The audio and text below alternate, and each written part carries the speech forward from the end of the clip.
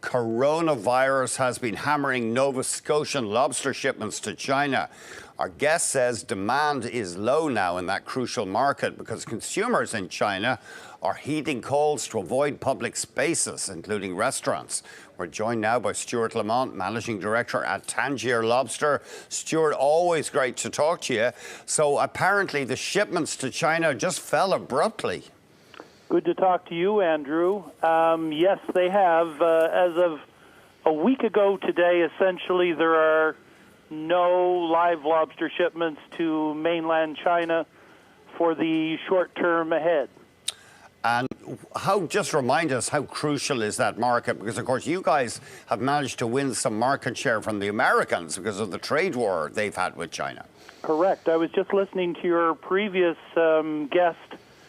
And 17 years ago, when we had SARS, we did not have the China market. The Chinese market only began to develop in 2009, 2010, shortly thereafter. It's grown substantially in the last 2 years because we have a tariff advantage with America. We have a 25% tariff advantage as seafood in mainland China, thanks to the Chinese-Trump trade wars. So it's grown significantly as a market. It may be up to 50% of our current Canadian weekly international air freight demand. So that's significant.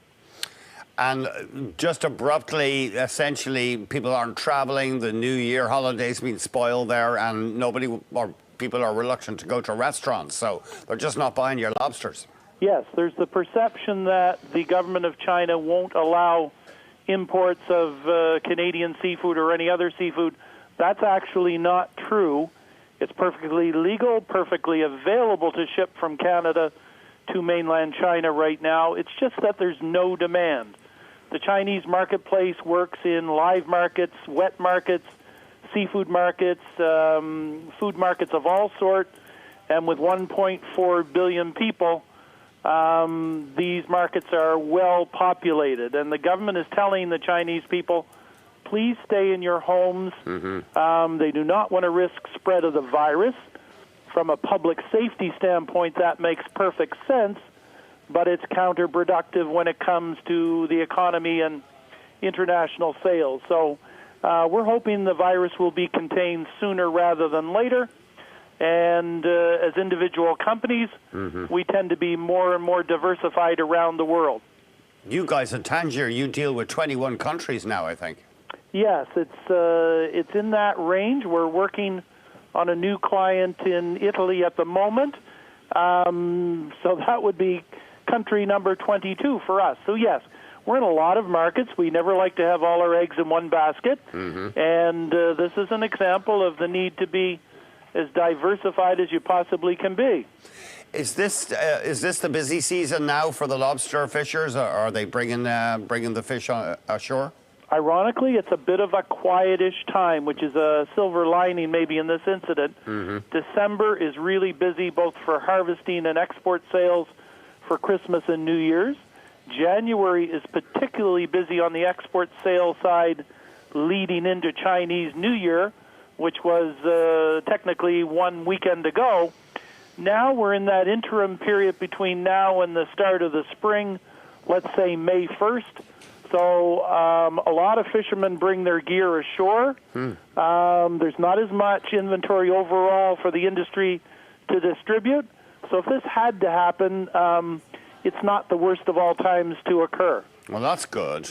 Yeah, but obviously you're worried about, you want to be growing your market share there in China. Not only that, Andrew, I must say, thanks to the trade war situation, we now have relationships in China that we didn't have 3 and 4 years ago. We have clients, our company has 4 tremendous clients on the ground in China, so we worry about them personally. We know their family situation and their market situation.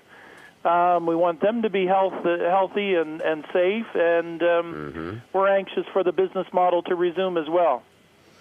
What about other emerging Asian economies. I think you've told us in the past that the South Koreans like their lobsters. They're quite fancy. That's a very quality-oriented market. What other places are emerging? Say Vietnam, for example. Well, both of those. We did a major shipment to South Korea today, and we'll do a major shipment to South Korea tomorrow. We have a shipment to Vietnam scheduled for Wednesday.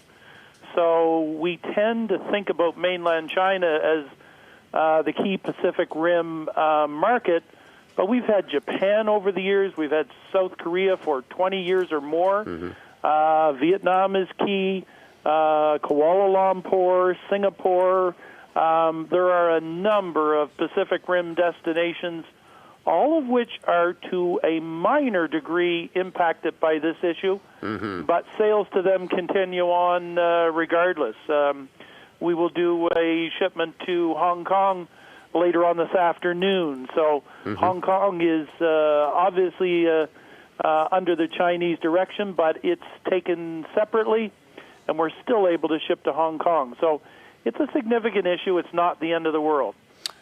And just remind us, Stewart, before we let you go, where is the single fussiest market when it comes to lobsters? Where are the world's fussiest customers?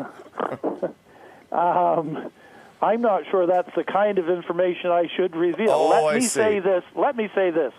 The Belgium market is very, very demanding, but at the same time, it's highly appreciative. So we're held to a very, very high standard by our Belgian clients, but when we measure up and reach the level that they would like us to, there's no market in the world that's more appreciative. So that's interesting. They're that tough taskmaster in school that you always wanted to try to please.